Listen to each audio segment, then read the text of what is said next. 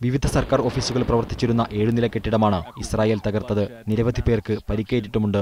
പ്രധാന കെട്ടിടങ്ങൾ തെരഞ്ഞുപിടിച്ച് തകർക്കുന്ന ഇസ്രായേലിന്റെ ആക്രമണത്തിന് ഏറ്റവും ഒടുവിൽ ഇരയായത് ഈ കെട്ടിടമാണ്. നിരവധി ഓഫീസുകൾ പ്രവർത്തിക്കുന്ന സഫ ടവറാണ് ഞായറാഴ്ച പുലർച്ചെ ആക്രമണത്തിനിരയായത്. തുടർച്ചയായ ബോംബിങ്ങിനൊടുവിൽ 7 നില കെട്ടിടം അപ്പാടെ മറിഞ്ഞു വീണു. അതേസമയം ഹമാസിന്റെ പ്രവർത്തന കേന്ദ്രങ്ങളിൽ നിന്നെല്ലാം ഉടൻ ഒഴിഞ്ഞുപോകാൻ ഇസ്രായേൽ പ്രധാനമന്ത്രി ബെന്യാമിൻ നെതന്യാഹു ഗസ നിവാസികൾക്ക് മുന്നറിയിപ്പ് നൽകി. ഗസയിൽ ആക്രമണം ശക്തമാക്കുന്നതിന്റെ ഭാഗമായാണ് മുന്നറിയിപ്പ്. ഹമാസ് משלם ועוד ישלם מחירים כבדים על הפשעים הללו שהוא מבצע.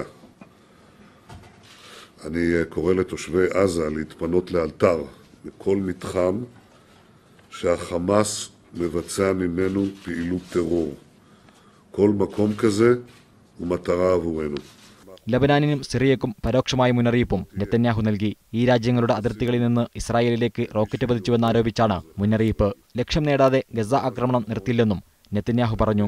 ജൂലൈ 8-ന് തുടങ്ങിയ ഇസ്രായേൽ ആക്രമണത്തിൽ ഇതുവരെ കൊല്ലപ്പെട്ടവരുടെ എണ്ണം 2100 കവിഞ്ഞതായി ഫലസ്തീൻ ആരോഗ്യ മന്ത്രാലയം അറിയിച്ചു. സമാധാന ശ്രമങ്ങൾക്കായി ഈജിപ്തിലെത്തിയ ഫലസ്തീൻ president Mahmoud Abbas Egyptian president Abdel Fattah al സിസിയുമായും Arab League general secretary Nabil al അറബിയുമായും ഇന്നലെ കൂടിക്കാഴ്ച നടത്തിയിരുന്നു.